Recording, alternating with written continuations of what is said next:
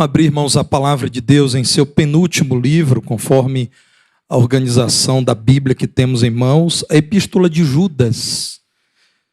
Penúltimo livro da palavra de Deus. E peço aos irmãos a gentileza de manterem esse texto aberto diante dos olhos dos irmãos, porque, na verdade, nós estudaremos esse capítulo, chamo de capítulo, mas, na verdade, aqui está toda a Epístola de Judas. Alguém já disse que os melhores perfumes estão contidos nos menores recipientes. É o caso desta epístola. Quanta preciosidade em breves palavras. Um livro pequeno comparado com outros em sua extensão, mas não é menor que outros na qualidade daquilo que Deus nos revela por meio do seu servo Judas. Você precisa conhecer aquilo que Deus, por meio de Judas, falou à igreja do primeiro século e fala à igreja de hoje, porque a palavra de Deus é viva e eficaz para nós, crentes do século 21. Quando Judas escreve aos irmãos do primeiro século, ele estava, pelo Senhor, chamado a demonstrar inconformismo com o que acontecia no seio da igreja. É muito semelhante àquilo que acontece em nossos dias. Os nossos dias são marcados por crescimento do cristianismo nominal. Pessoas que, ao serem arguidas por um servidor do Instituto Brasileiro de Geografia e Estatística, dirá: eu sou evangélico. Mas isso não mais significa que esta pessoa é membro de uma igreja evangélica e com ela comunga. Os dias da cultura pós-moderna, de algum modo, diluíram a nossa pregação em muitos lugares. Aquilo que Judas diz, irmãos, é útil para nós, porque Judas está dizendo que naqueles dias havia pessoas abandonando a mensagem da cruz e também deixando de considerar a identidade de quem é discípulo de Jesus Cristo.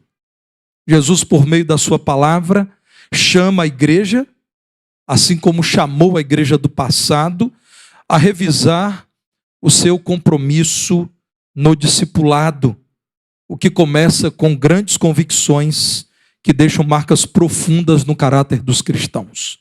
Judas é o autor da carta e no primeiro versículo ele se apresenta, antes de tudo, como servo de Jesus Cristo e irmão de Tiago.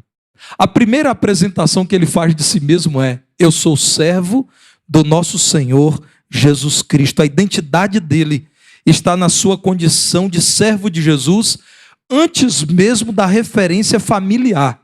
E é muito importante porque, sendo ele meio-irmão de Jesus, filho de Maria e de José, então meio-irmão porque Jesus foi concebido pelo Espírito Santo em Maria, ele diz: eu, que no início não cria que meu irmão fosse o Messias, o vi ressurreto, e agora creio que Jesus Cristo é o Senhor, Jesus é o meu Senhor. Os irmãos verão na palavra de Deus as referências a Judas, para que não confundam com pelo menos outros dois Judas mencionados no Novo Testamento. Em Mateus capítulo 13, no verso 55, a palavra de Deus diz que algumas pessoas questionavam Jesus, depois de tudo que Jesus fez, e disse, Mateus 13, 55, não é este o filho do carpinteiro? Este Jesus não é o filho de José carpinteiro? Não se chama sua mãe Maria e seus irmãos Tiago, José, Simão e Judas? Esse é Judas, irmão de Jesus, aquele a quem o Senhor usa para escrever a epístola que temos agora em foco. Em João capítulo 7, a partir do verso 3º, a palavra de Deus diz que nem mesmo os irmãos de Jesus criam em Jesus. Meus irmãos, por isso devemos amar e com paciência caminhar com quem não crê em Jesus, porque de início, mesmo os irmãos de Jesus não creram nele, dirigiram-se, pois, a ele seus irmãos, melhor, verso 5, João 7, verso 5, nem mesmo os seus irmãos criam nele. Disse-lhes, pois, Jesus: o meu tempo ainda não chegou, mas o vosso sempre está presente. Não pode o mundo odiar-vos, mas a mim me odeia, porque eu dou testemunho a seu respeito de que as suas obras são más. Enquanto Jesus criticava o mundo à sua volta, muitos o rejeitavam, e os seus irmãos também, de início, não creram nele. Judas parece diferenciar-se dos apóstolos. Voltando a Judas, no verso 17, ele diz: vós, porém, amados, lembrai-vos das palavras anteriormente proferidas pelos apóstolos de nosso Senhor Jesus Cristo. Judas está dizendo: me considerem menor que os apóstolos, e o Senhor tem falado a você por meio dos apóstolos, então você que me ouve deve comparar aquilo que eu estou dizendo com aquilo que os apóstolos de nosso Senhor Jesus Cristo escreveram. Em Atos, no capítulo 1, no verso 14, nós encontramos o relato de que todos os que viram Jesus ressurreto perseveravam unânimes em oração com as mulheres, com Maria, mãe de Jesus, e com os irmãos dele. Nós estamos falando de um homem que de início admirou aquilo que seu irmão realizou. Depois passou a considerar a coragem do seu irmão ao submeter-se à cruz. Depois se espantou e calou-se diante da ressurreição de Jesus e finalmente passou a dizer: o meu irmão agora é o meu Senhor Jesus Cristo.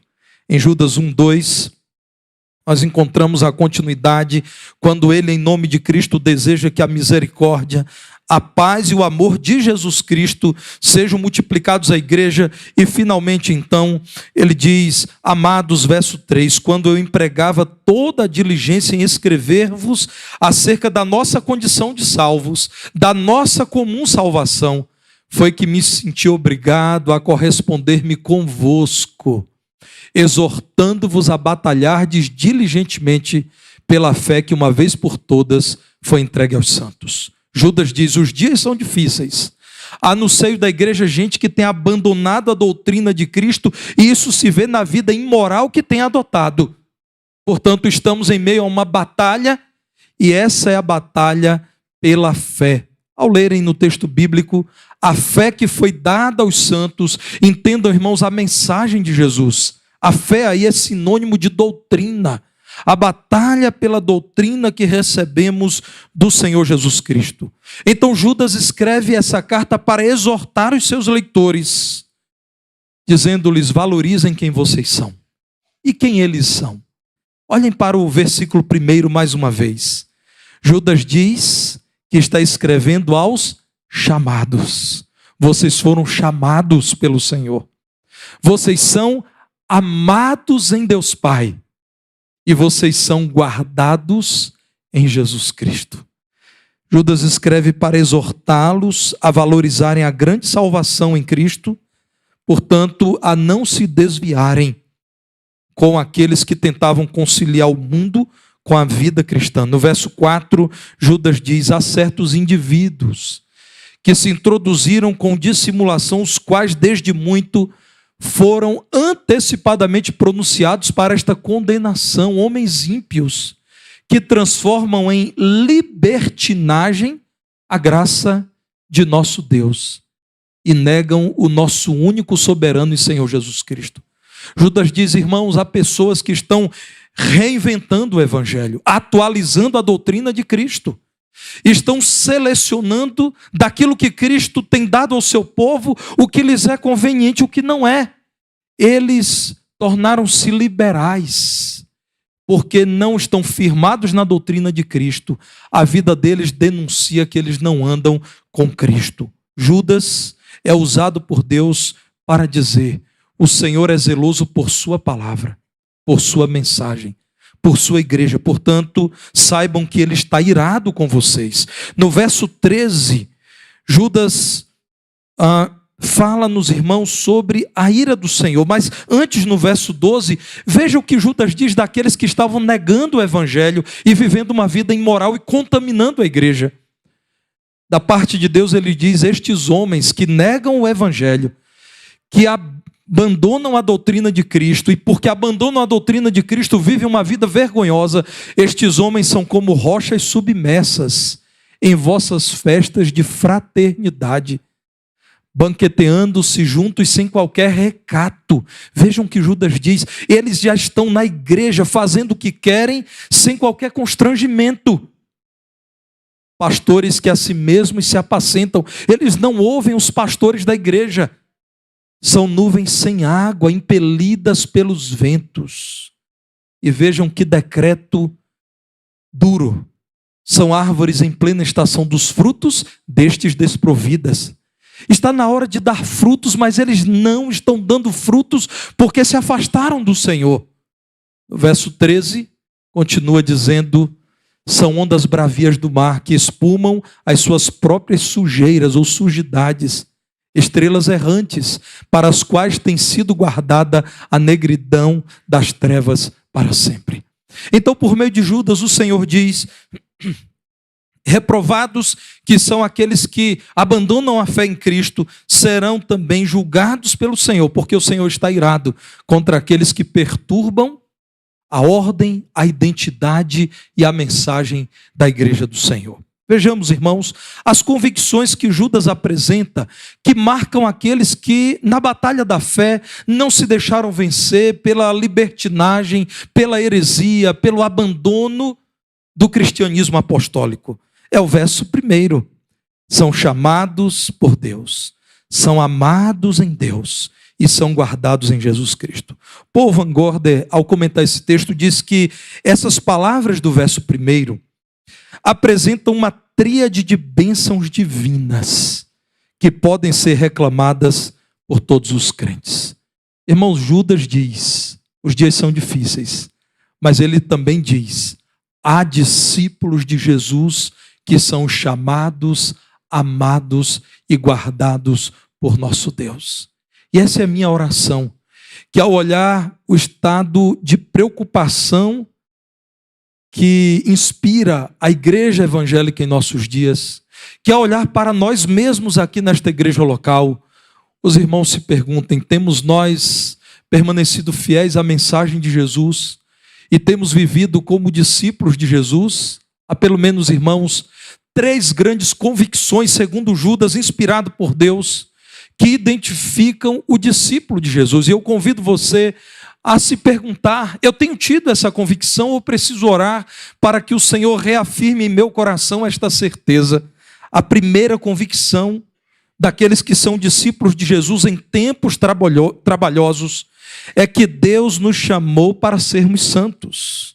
Judas diz isso: nós fomos chamados para servir aquele que é santo, o Senhor Jesus Cristo. Lá no verso 11, Judas está dizendo: ai daqueles que abandonam a fé e que tentam perverter a mensagem da igreja, porque estes prosseguiram pelo caminho de Caim, de quem foi reprovado por Deus, e movidos por ganância, se precipitaram no erro de Balaão e pereceram na revolta de Corá.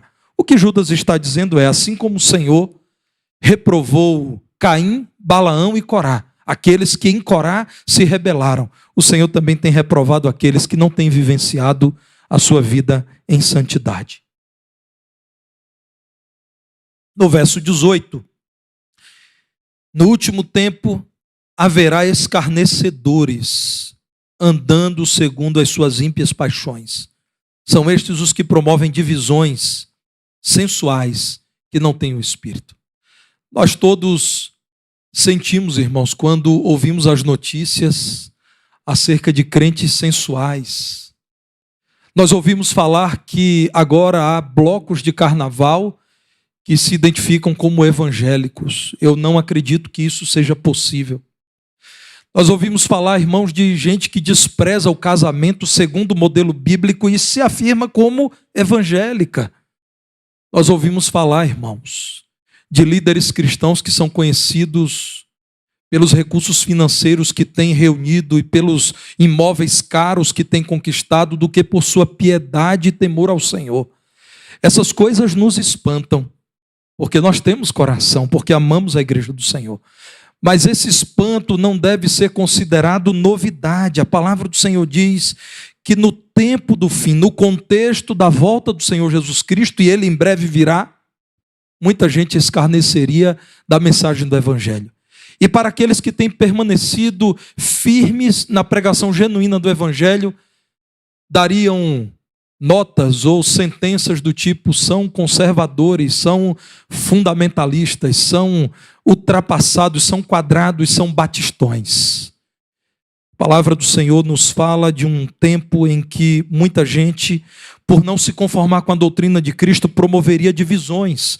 O grupo dos que permanecem com a doutrina de Cristo e o meu grupo com a minha doutrina, com a minha fé. E a palavra de Deus chama esses que abandonam o verdadeiro evangelho de carnais, de sensuais, que por não terem o Espírito que promove a unidade do corpo de Cristo, eles causam divisão em torno do seu próprio nome, em torno das suas vontades. O que Judas está dizendo é: quem é discípulo de Jesus já foi chamado das trevas para a luz. Nós conhecemos o que Pedro diz. Nós sabemos que os crentes em Jesus outrora estavam em trevas, mas foram chamados para a maravilhosa luz do Senhor Jesus Cristo. Como é bom relembrar 1 de Pedro, capítulo 2, no verso 9. Aqui nós encontramos o apóstolo do Senhor dizendo: vós sois raça eleita, a igreja. Vocês são sacerdócio real. Vocês são nação santa. Vocês são povo de propriedade exclusiva de Deus. E por que são tudo isso? Porque foram chamados pelo Senhor para proclamarem as virtudes, as características, as verdades, os distintivos de Cristo, que vos chamou das trevas para a sua maravilhosa luz. Então o discípulo é aquele que sabe: eu fui chamado das trevas, eu estava condenado, eu estava perdido, fui chamado das trevas para a luz, chamado pela palavra da verdade, que já me abriu os olhos para que eu compreenda o que o Senhor espera de mim e o que é que me afasta do Senhor. Fomos chamados para uma nova vida. O que Judas está dizendo é semelhante àquilo que o Senhor, por meio de Paulo, diz à igreja que se reunia em Roma no primeiro século. Romanos 1, verso 1. Quando Paulo escreve àquela igreja, ele diz também de si: eu sou servo de Jesus Cristo, chamado para ser apóstolo, separado para o evangelho de Deus.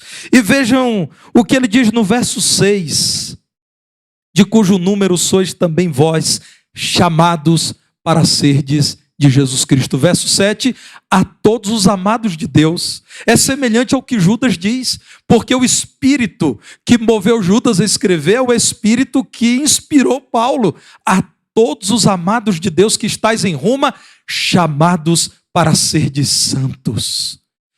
Discípulo de Jesus é aquele que não tem dúvida: fomos chamados da perdição e das trevas do pecado para uma vida santa, espargindo a luz de Cristo, tal como luzeiros neste mundo devem fazer. Chamados para uma nova e melhor vida. Sempre que você estiver assustado, meu irmão, como eu me assusto com os desvios da fé, que são tantos, com a zombaria das redes sociais, não sei se os irmãos já perceberam isso, mas como se tornaram motivo de piada os cultos do mundo neopentecostal em especial? As pessoas riem, irmãos. E talvez, assim como eu, você já tenha rido. Mas, irmãos, logo, logo eu retomo a consciência e digo: eu não devo rir disso, eu devo chorar. Porque a imagem que se pinta popularmente é que a fé evangélica tem sido ridícula. Se você tem se entristecido com isso, meu irmão, supere a tristeza e alegre-se com a convicção de que você é discípulo de Jesus, não importa o que outros estejam fazendo. E que eu e você nos revisemos.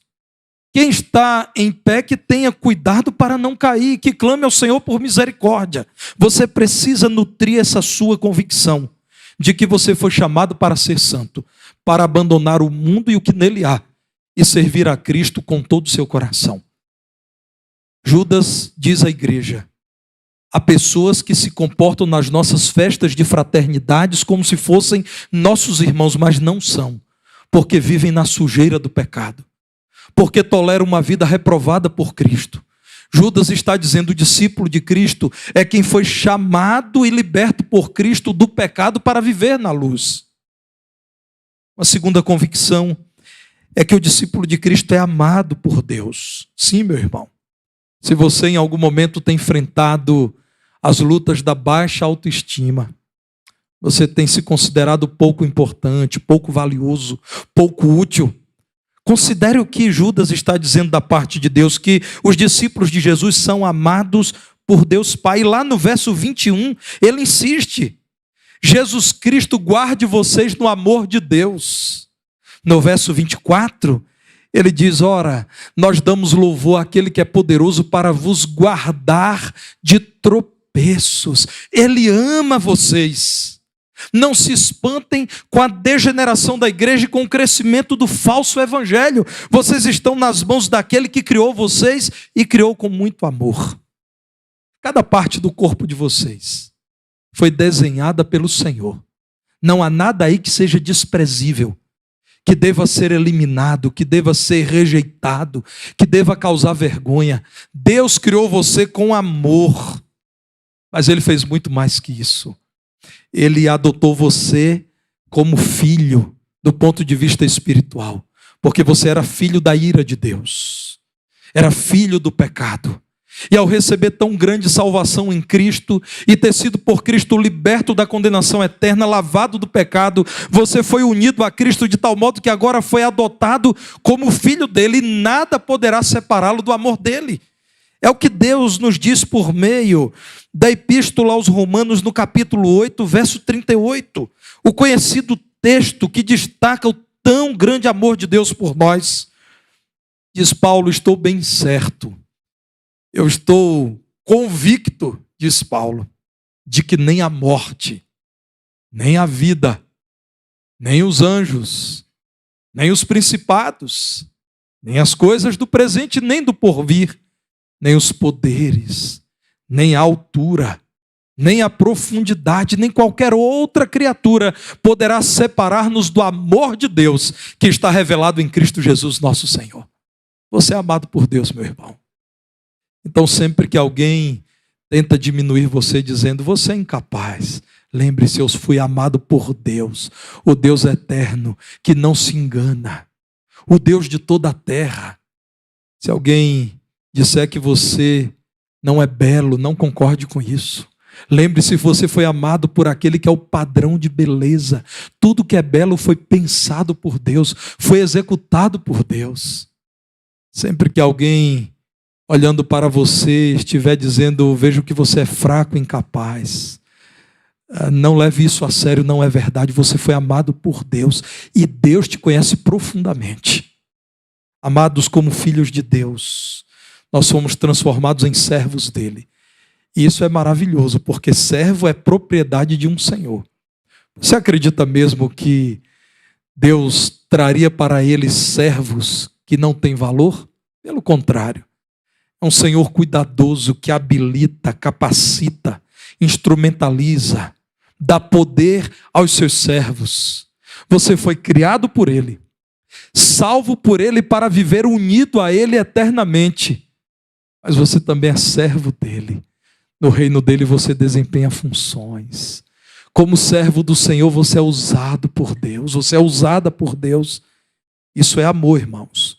Discípulos de Jesus são aqueles que dizem: fomos chamados para a vida santa, mas também fomos chamados para um relacionamento pessoal com o Senhor. Nós somos amados por ele e devemos amá-lo. Mas há uma terceira convicção que salta aos olhos para quem lê atentamente esta epístola de Judas. Nós já lemos aqui. Nós somos guardados por Jesus. Guardados em Jesus Cristo é o que Judas diz dos verdadeiros crentes da igreja a qual ele se dirigia. E com isso Judas está dizendo que nós somos guardados do poder do mal. Sim, Satanás está vivo e atuante.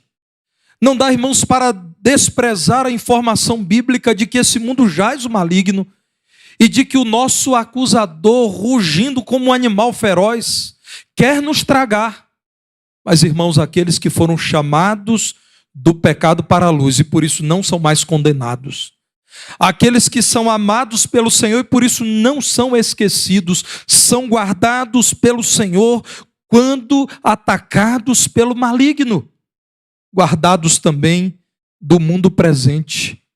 Não há possibilidade desse mundo destruir a igreja. Pode perseguir, e isso acontecerá cada vez com maior frequência até a volta do Senhor.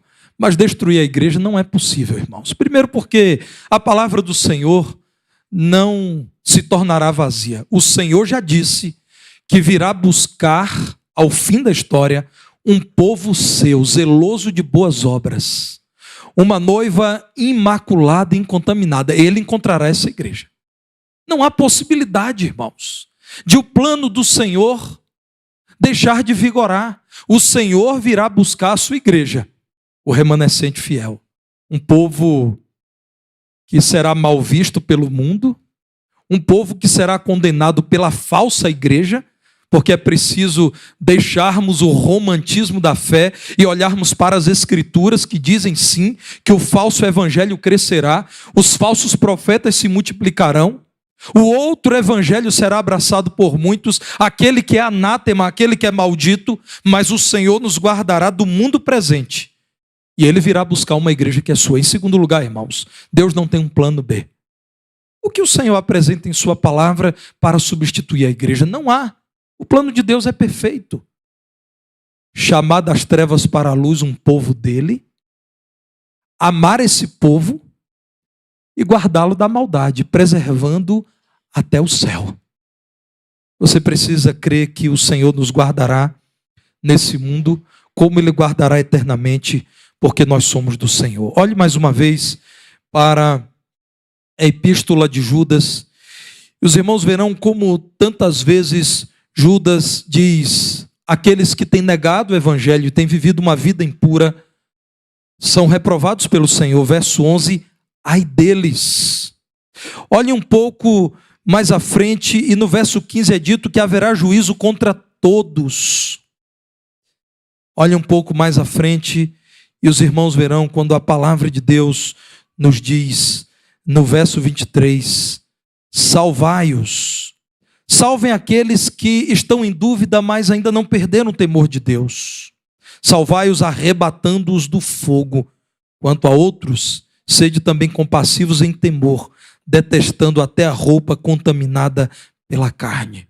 Meus irmãos, os discípulos de Jesus são aqueles que sabem, nós estamos guardados pelo poder do Senhor. Nada derrotará a igreja. Às vezes, irmãos, nós olhamos para a falsa igreja e temos dificuldade em observar com olhos espirituais o que está acontecendo. E nós olhamos para aquelas que se identificam como igreja, mas precisamos olhar de modo espiritual. A igreja verdadeira é aquela que batalha pela fé que uma vez foi dada aos santos, abraçou a doutrina de Cristo e persevera nessa doutrina. É essa verdadeira igreja. Tem sido guardada pelo Senhor. Não por arrogância, mas por gratidão a Deus. Aqui está uma parte da verdadeira igreja reunida.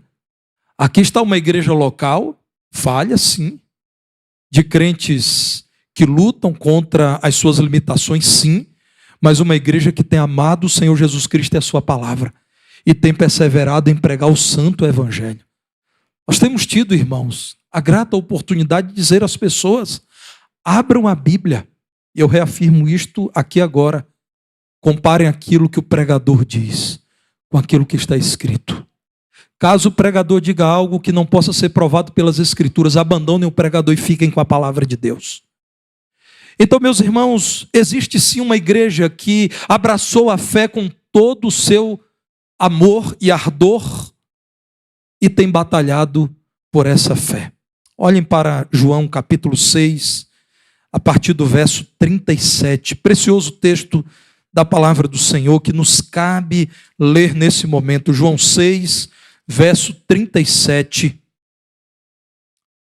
Jesus diz acerca dos seus discípulos: todo aquele que o Pai me dá, esse virá a mim. E o que vem a mim, de modo nenhum o lançarei fora. Louvado seja o nome de Jesus. Porque eu desci do céu, não para fazer a minha própria vontade, e sim a vontade daquele que me enviou. E a vontade de quem me enviou é esta, que nenhum eu perca de todos os que me deu. Pelo contrário, eu ressuscitarei no último dia. De fato, a vontade de meu Pai é que todo homem que vir o Filho e nele crer tenha a vida eterna, e eu ressuscitarei no último dia. Estamos guardados nas mãos do Senhor.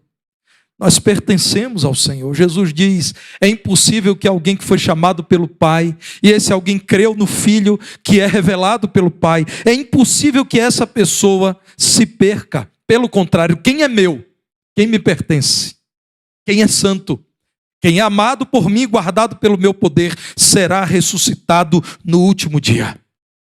Quem crê no Filho tem a vida eterna e não entrará em condenação, porque já passou da morte para a vida. João 17, versos 11 e 12. Veja quando o Senhor Jesus, naquela última oração com o grupo ainda reunido antes da via dolorosa, o que Jesus diz? Já não estou no mundo, mas eles continuam no mundo, Pai amado, ao passo que eu vou para junto de ti.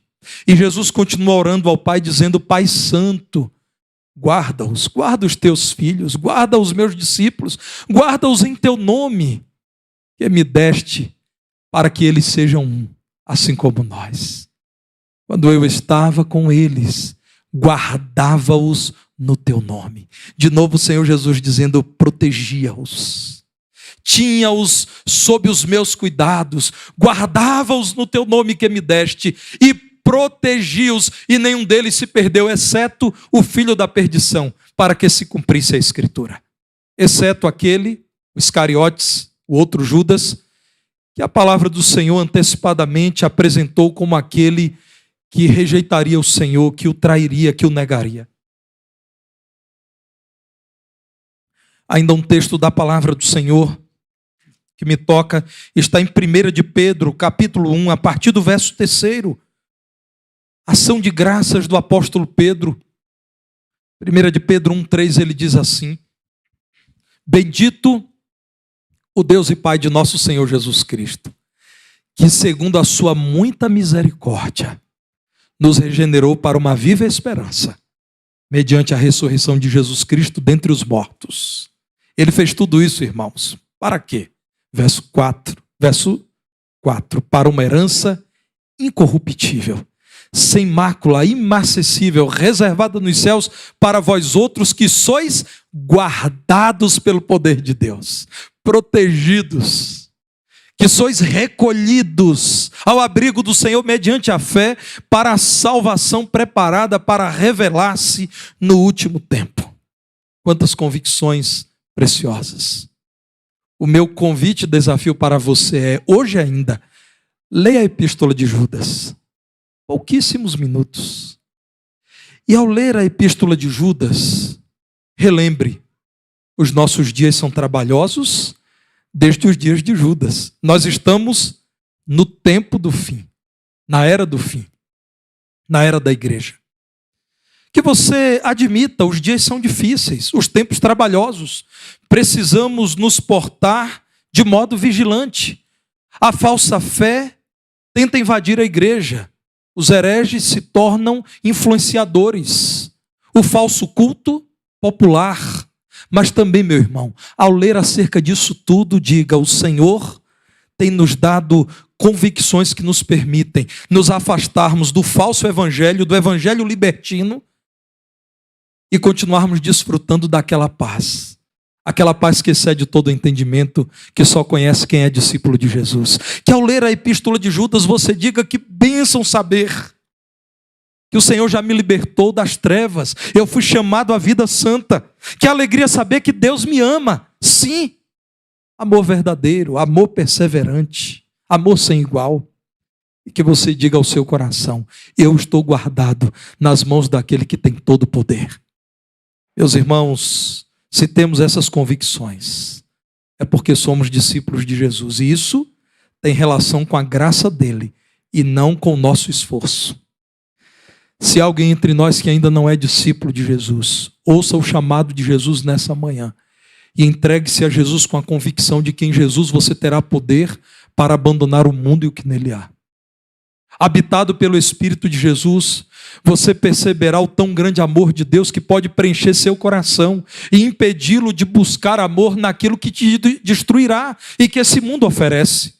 E ao receber Jesus, desfrutar da segurança eterna de quem sabe que nada pode nos arrebatar da mão daquele que disse: nem a morte pode nos separar do amor de Deus que está em Cristo Jesus, nosso Senhor. Deus sustente os seus discípulos que formam esta igreja, alimentando, revisando e reafirmando sempre estas grandes convicções que é para os discípulos de Jesus, que são para os discípulos de Jesus.